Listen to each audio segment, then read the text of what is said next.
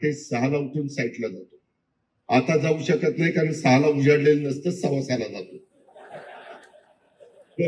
आजच गेलो त्याला 6ला काहीच दिसलं. लोक म्हणजे थांबत 6:15 वाजले की जरा उजाडेल, उजाडलं मग दिसलं. आता काय करायचं काय, उजेड पडल्याशिवाय तर दिसत नाही.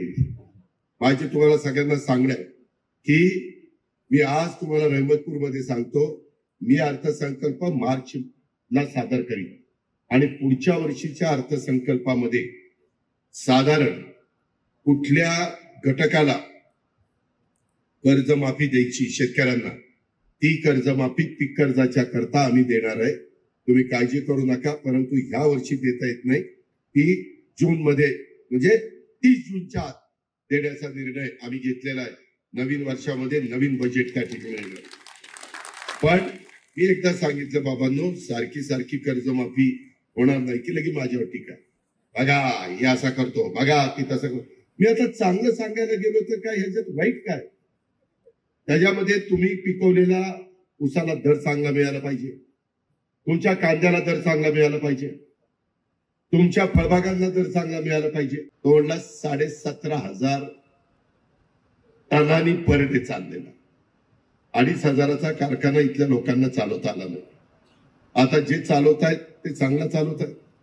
त्याच्यातनं एक आर्थिक सुबत्ता कोरेगावच्या परिसरामध्ये आणण्याचं काम झालं. उद्या त्या कारखान्याच्या पेक्षा कोणी जास्त भाव दिला तर तिकडे ऊस घाला. मी तर एका माळेगाव सहकारी साखर कारखान्याचा चेअरमन आहे.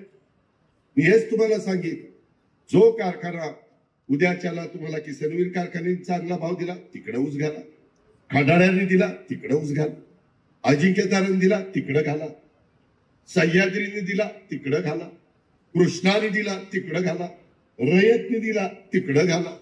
कुठं घालायचं तिकडे घाला, पण पैसे मिळतील अशा ठिकाणी घाला.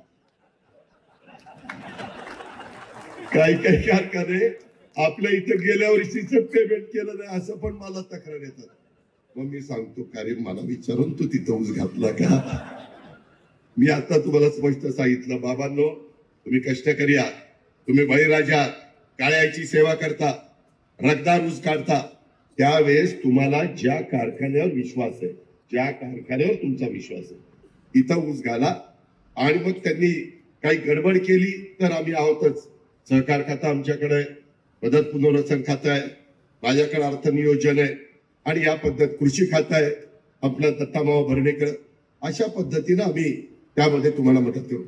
मित्रांनो, मला वेगवेगळ्या ठिकाणी टार्गेट केलं जातं. आता ही जी घटना घडायला नको होती ती घडली. मला काही त्याच्याबद्दल माहिती नव्हतं. मी म्हटलं माहिती घेऊन सांगतो. आता काही जण म्हणले एवढी मोठी माहिती दादाला नाही, काही माहिती कशी नाही?